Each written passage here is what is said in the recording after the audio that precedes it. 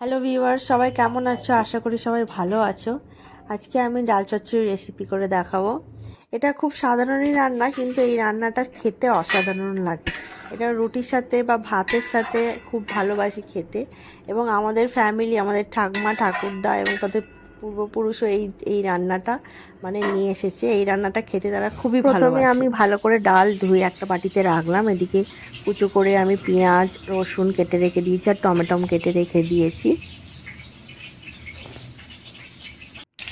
এদিকে কড়াটা বসিয়ে দিয়েছি, তেল দিয়ে দুটো কাঁচা লঙ্কা ছেড়ে লঙ্কাটা একটু নাড়াচাড়া করে নিলাম। এদিকে আদা আমি ঘষে রেখে দিয়েছি গ্রেট করে। এরপরে ওই পেঁয়াজটা রসুনটা দিয়ে দিচ্ছি, দিয়ে ভালো করে নেড়ে চেড়ে নেব। পেঁয়াজগুলো রসুন কুচিগুলো সব দিয়ে দিলাম, দিয়ে ভালো করে নেড়ে চেড়ে নিচ্ছি।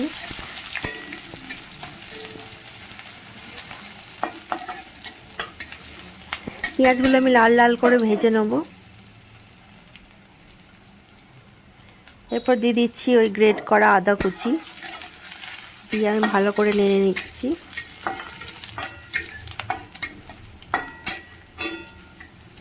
এইভাবে কিছুক্ষণ ভেজে নেওয়ার পরে আমি টমেটোটা দিয়ে দিলাম। টমেটোটা তোমরা না দিতেও পারো, কিন্তু আমি একটু দিলাম, আমার টক খেতে একটু ভালো লাগে।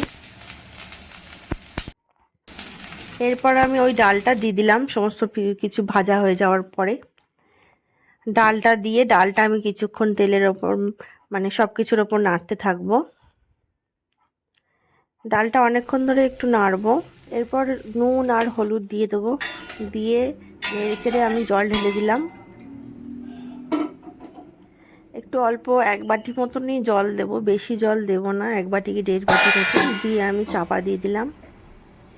দিয়ে ডালটাকে আমি একটু আস্তে দিলাম, দিয়ে আমি সেদ্ধ হতে দিলাম। দেখছো আমার ডাল চচ্চড়ি হয়ে গেছে। ডালটা কেমন ভাঙা ভাঙা হয়ে গেছে।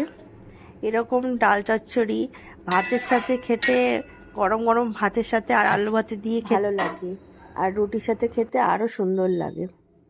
এরপরে একটু নুন কম ছিল বলে আমি নুন দিয়ে দিলাম সামান্য, দিয়ে একটু নেড়ে দিলাম।